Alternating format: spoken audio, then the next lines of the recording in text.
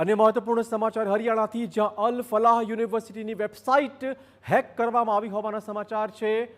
Website પર click કરતા આવ્યો ધમકી ભર્યો મેસેજ।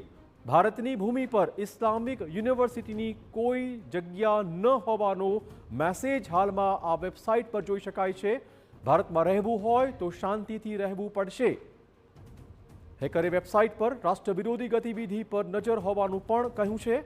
હેક થયાના થોડા જ સમય બાદ વેબસાઇટને રિસ્ટોર પણ કરી દેવાઈ છે, પરંતુ આ પ્રકારનો મેસેજ એક અનેક સંકેત આપી રહ્યો છે।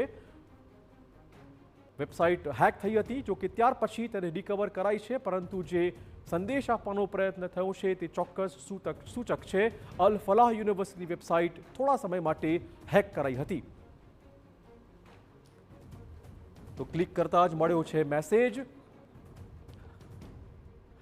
ભારતની ભૂમિ પર ઇસ્લામિક યુનિવર્સિટીની કોઈ જગ્યા ન હોવાનો મેસેજ આ વેબસાઇટ પર હાલમાં જોવા મળ્યો છે।